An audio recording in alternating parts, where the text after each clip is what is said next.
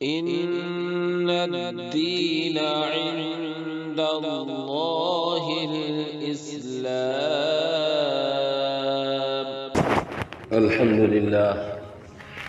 الحمد لله رب العالمين، والصلاة والسلام على سيد الأنبياء والمرسلين وعلى آله وأصحابه أجمعين.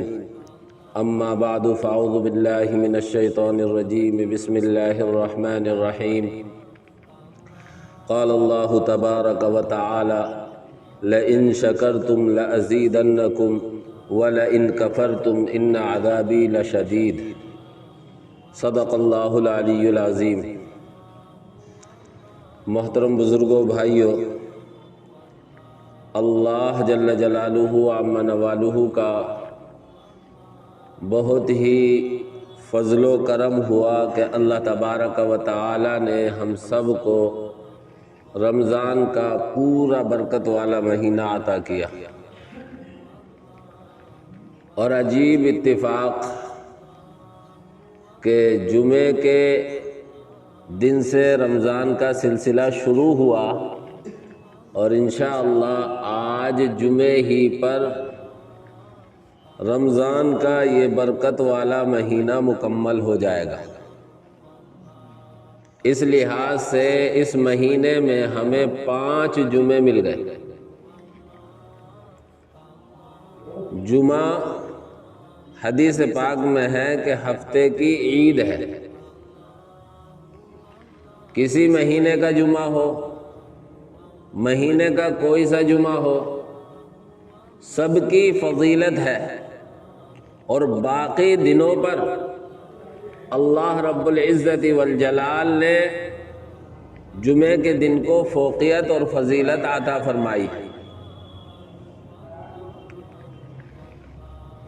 ایک غلط فہمی تو ہمیں یہ ذہن سے نکال دینی چاہیے کہ جو سرکاری طور پر یا عوام کی زبان میں جو جمعۃ الوداع یا الوداع کا جمعہ جو مشہور ہے، یہ ایک عرفی اصطلاح ہے. یعنی آپس میں چونکہ یہ رمضان کا آخری جمعہ ہوتا ہے، اس لیے الوداع کا جمعہ کہہ دیتے ہیں. شریعت میں اس کے بارے میں کوئی فوقیت، کوئی فضیلت یا کوئی ثبوت نہیں.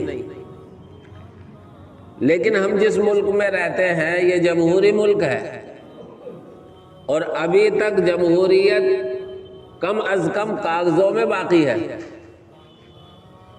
اس کے لحاظ سے حکومت کی طرف سے الوداع کے جمعے کی چھٹیاں ہوتی ہیں، اس لیے ہم اس کی مخالفت بھی نہیں کرتے. اور الوداع جمعہ اس لحاظ سے کہ رمضان کا یہ آخری جمعہ ہے، اس کے بعد رمضان میں کوئی جمعہ نہیں آئے گا، اس حساب سے الوداع کا جمعہ کہہ دیں تو کوئی حرج بھی نہیں ہے. لیکن جس طرح جمعے کی فضیلت ہے، حدیث پاک میں اللہ کے نبی نے فرمایا کہ جمعے کو اللہ تبارک و تعالی نے باقی دنوں پر فوقیت اور فضیلت عطا فرمائی ہے. اسی طرح جمعہ ہفتے کی عید ہے، اور جمعے کے دن ایک گھڑی اور ایک ساعت ایسی آتی ہے، آدمی جو دعا مانگے گا اللہ اس کو قبول فرمائے گا. اس طرح الوداع کے بارے میں کوئی بات نہیں ہے، سب جمعوں کے بارے میں یہ بات ہے. ایک بات تو یہ سمجھنی چاہیے. اب ایک عجیب رواج چل پڑا ہے کہ ہر چیز کی مبارکباد. اب کہ دیکھا گیا پہلا رمضان مبارک، پہلی سحری مبارک، پہلا جمعہ مبارک، دوسرا روزہ مبارک. دیکھو، کوئی چیز مباح ہو، یعنی کرو تو کوئی بات نہیں، نہ کرو تو کوئی بات نہیں، اس حد تک تو ٹھیک ہے. لیکن اسے شرعی حکم کا درجہ دے دیا جائے یا شرعی حکم سمجھا جانے لگے تو پھر یہ غلط ہے. کسی سے ہماری ملاقات ہوئی، اس نے ہمیں کوئی خوشخبری سنائی، مثال کے طور پر بیٹا پیدا ہوا، ہم نے کہا مبارک ہو، اللہ عمر میں برکت عطا فرمائے، اچھی بات ہے. لیکن بات بات پر فلاں مبارک فلاں مبارک، یہ بات سنت اور شریعت کے خلاف ہو جائے گی. اس لیے اس لیے ایک چیز تو یہ سمجھنی چاہیے کہ جمعے کا ہر دن جو بھی مہینہ ہو، جو بھی مہینہ ہو اور جون سا بھی جمعہ ہو، سب کے سب فضیلت والے ہیں۔ رمضان کے مہینے کے جمعے جیسے رمضان فضیلت والا ہے تو رمضان کے جمعوں کی فضیلت خود بخود رمضان کی وجہ سے بڑھ جائے گی۔ دوسری بات یہ ہے کہ جس طرح رمضان کے آنے پر خوشی ہوتی ہے کہ اللہ کی طرف سے مغفرت، بخشش اور عطا کا مہینہ آ جاتا ہے، اسی طرح جب رمضان جا رہا ہے تو اس وقت بھی ہمیں خوشی ہونی چاہیے۔ ایسا نہ ہو کہ ہم رمضان کے جانے پر غم منا رہے ہوں۔ وجہ یہ ہے کہ رمضان آیا، اللہ نے حکم لاگو کر دیا روزے رکھنے ہیں، اللہ کا حکم مان لیا، ہم نے روزے رکھنے شروع کر دیے۔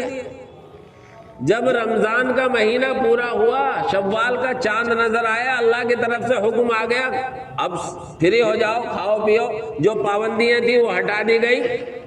تو اللہ کی طرف سے حکم آیا تو بھی خوشی، اللہ کی طرف سے وہ حکم ہٹا دیا گیا، ہمیں فری کر دیا گیا، تب بھی خوشی۔ بہت سے لوگوں نے اس طرح کی باتیں شروع کر دی کہ رمضان جا رہا ہے، غم آ رہا ہے، یہ ہو رہا وہ ہو رہا۔ نہیں، ہمیں تو اللہ کا حکم پورا کرنا ہے۔ اللہ نے حکم دیا دن میں کھانا پینا بند کر دو، روزے سے رہو، روزہ شروع کر دیا۔ اللہ کا حکم آیا اب ہر وقت کھاؤ، جو چاہو کھاؤ، جیسے چاہو کھاؤ، شرط یہ ہے کہ حلال ہو، کھانا پینا شروع کر دیا۔ اسی لیے اللہ تبارک و تعالی نے رمضان پورا ہونے پر عید الفطر ہمیں خوشی کا دن عطا فرمایا۔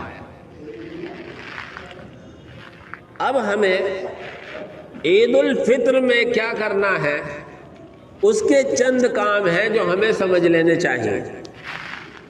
ایک تو ہم نے رمضان میں روزہ رکھا، تراویح پڑھی، قرآن کی تلاوت کی، ذکر و اذکار کیے، جس کو جیسی توفیق ملی ویسا کیا۔ روزوں میں کمی کوتاہی ہو جاتی ہے اور روزوں میں نقص اور عیب پیدا ہو جاتا ہے۔ میں نے حدیث سنائی تھی، اللہ نے یوں کہا ہے، اللہ کے نبی فرماتے ہیں کہ اللہ فرماتا ہے کہ روزہ میرے لیے ہے اور میں اس کا بدلہ خود دوں گا۔ تو اللہ رب العزت والجلال ہمارے روزوں کو کامل اور مکمل قبول کرنا چاہتا ہے، اس میں کوئی نقص اور کوئی کمی اور کوئی عیب دیکھنا نہیں چاہتا۔ اس لیے اللہ رب العزت والجلال نے روزے میں کمی کوتاہی دور کرنے کے لیے ایک اور حکم فرمایا، صدقۃ الفطر کا۔ صدقۃ الفطر افطار کی خوشی، یا یہ کہہ لو روزے کی زکوٰۃ۔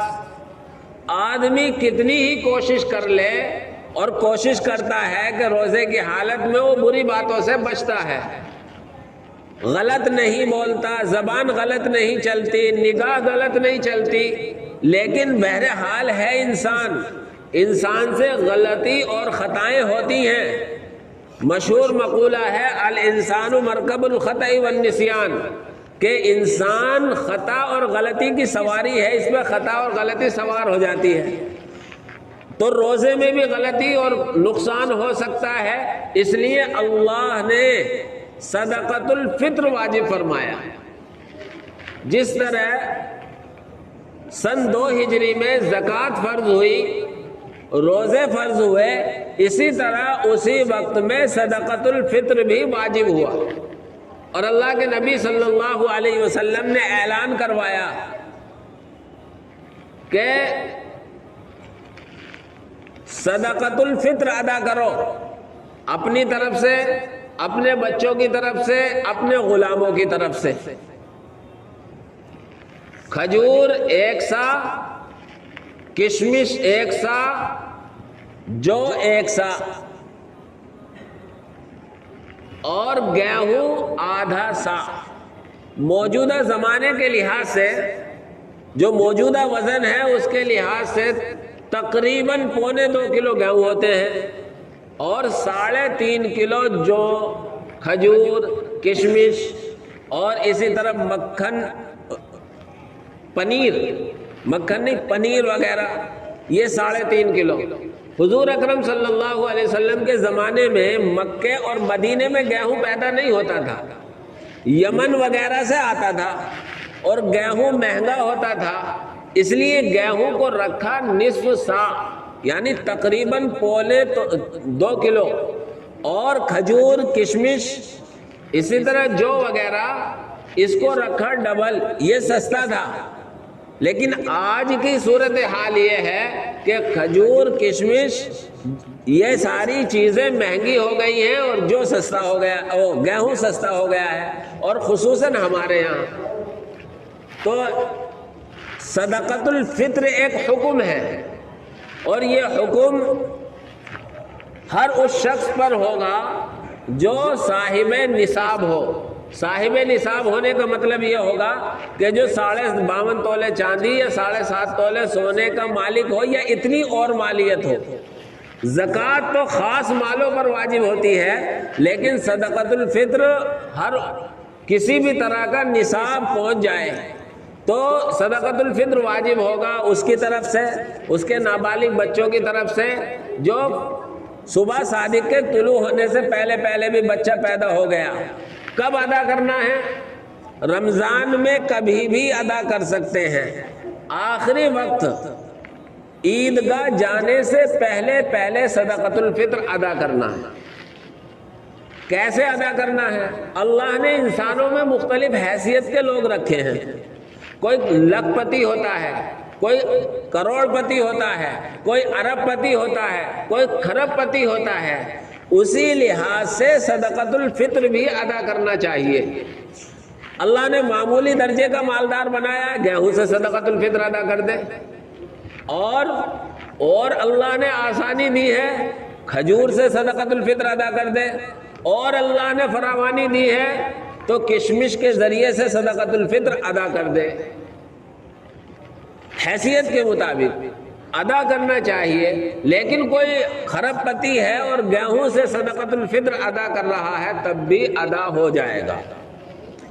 تو اللہ رب العزت والجلال نے روزوں کی کمی کوتاہی کو ختم کرنے کے لیے اور روزے کو کامل اور مکمل کرنے کے لیے صدقۃ الفطر واجب فرمایا۔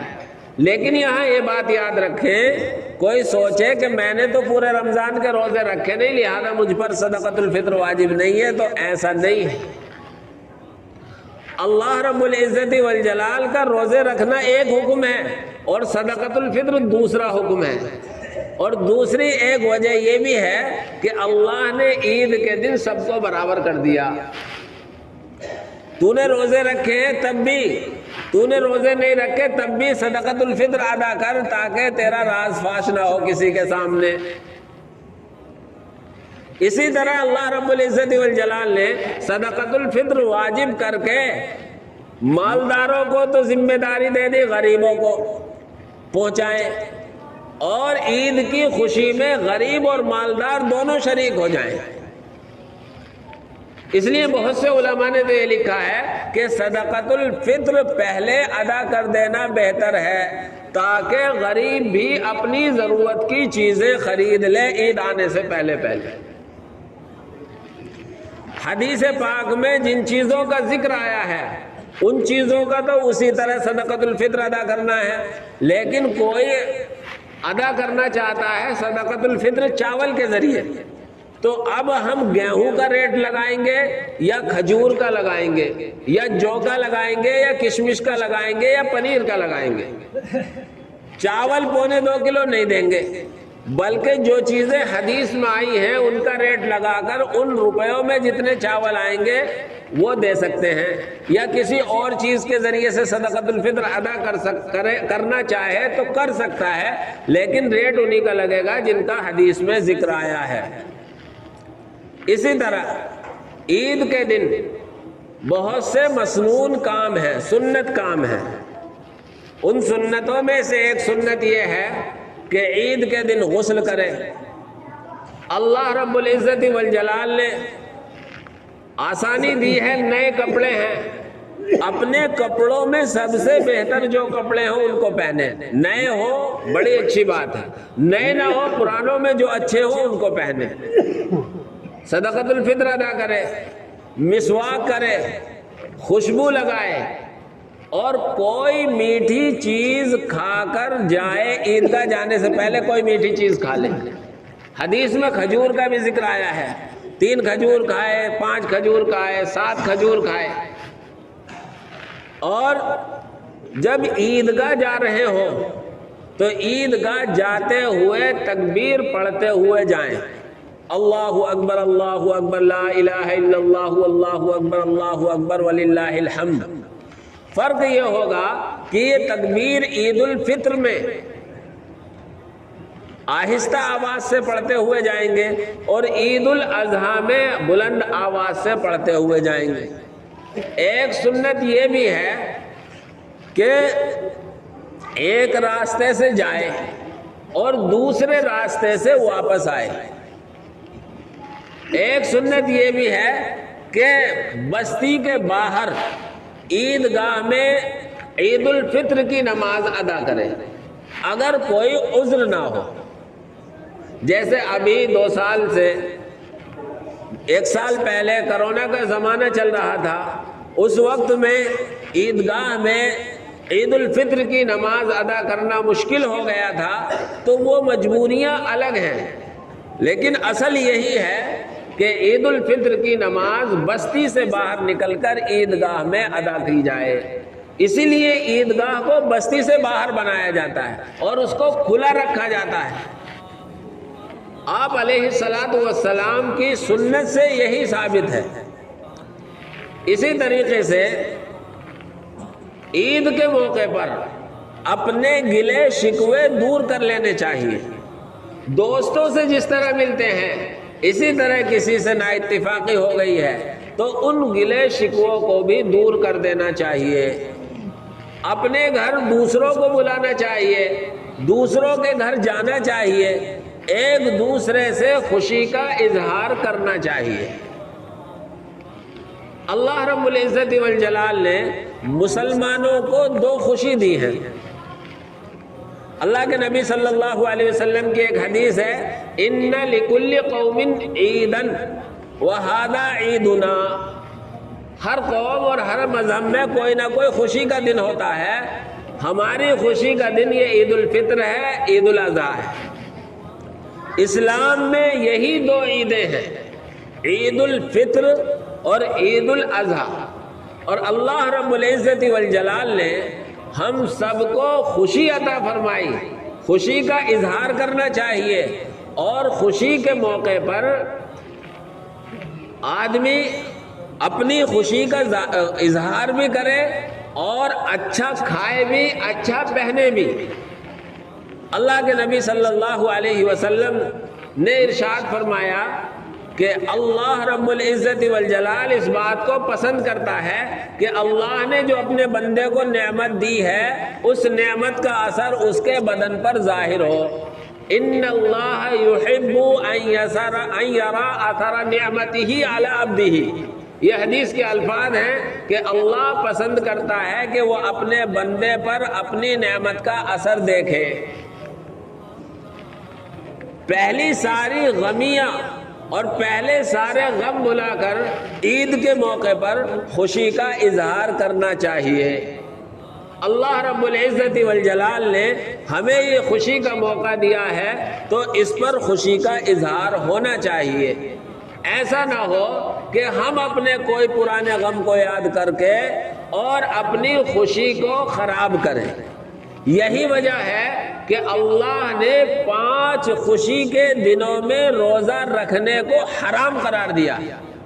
ابھی تک یہ حکم تھا جب تک عید کا چاند نظر نہ آئے روزہ رکھو، لیکن عید کا چاند نظر آ گیا تو اب اللہ کا یہ حکم ہو گیا کہ اب روزہ رکھنا حرام ہے۔ ان میں پہلا دن عید الفطر کا ہے، جو انشاءاللہ آج چاند نظر آ گیا تو کل ہوگا، اور 4 دن بقر عید کے موقع پر ہیں، 10ویں ذی الحجہ، 11ویں ذی الحجہ، 12ویں ذی الحجہ اور 13ویں ذی الحجہ، یہ 5 دن ہوتے ہیں۔ ان 5 دنوں میں کوئی روزہ رکھنا بھی چاہے تو شریعت اس کے لیے روزہ رکھنے کو حرام قرار دیتی ہے، کیونکہ اللہ نے ان دنوں کو کھانے پینے اور خوشی منانے کے لیے مقرر فرمایا ہے۔ اللہ کے نبی صلی اللہ علیہ وسلم نے فرمایا کہ ان دنوں میں روزہ نہیں رکھا جائے گا، کیونکہ یہ کھانے پینے اور کھیلنے کودنے اور خوشی منانے کے دن ہیں۔ لیکن یاد رکھیں، اللہ رب العزت والجلال نے ہم سب کو خوشی منانے میں بے راہ نہیں کیا، بے لگام نہیں کیا۔ خوشی کا اظہار بھی اللہ رب العزت والجلال نے اپنے سامنے دوگانہ نماز ادا کر کے، سجدہ کر کے، شکریہ کے تو ادا کیا۔ اسی لیے علماء نے لکھا ہے کہ یہ عید در حقیقت شکرانہ ہے۔ اللہ رب العزت والجلال نے پورے مہینے کے روزہ رکھنے کی توفیق دی، تراویح پڑھنے کی توفیق دی، اور بہت سارے کار خیر کے میں حصہ لینے کی توفیق دی۔ مسلمان اس مہینے میں جتنا اللہ کے راہ میں خرچ کرتا ہے کسی مہینے میں خرچ نہیں کرتا۔ مسلمان عموماً اپنے مالوں کا حساب لگا کر زکوٰۃ اس مہینے میں ادا کرتا ہے۔ مسلمان اپنی ذات پر، اپنے گھر والوں پر جتنا اس مہینے میں خرچ کرتا ہے، میں سمجھتا ہوں کسی مہینے میں خرچ نہیں کرتا۔ اور اللہ کی طرف سے حدیث میں بھی یہ ہے، یزاد فیہ رزق المومن، رمضان کے مہینے میں ایمان والے کی روزی بڑھا دی جاتی ہے، اور یہ میں اور آپ اپنی آنکھوں سے مشاہدہ کرتے ہیں، کوئی سمجھانے کی بات نہیں ہے۔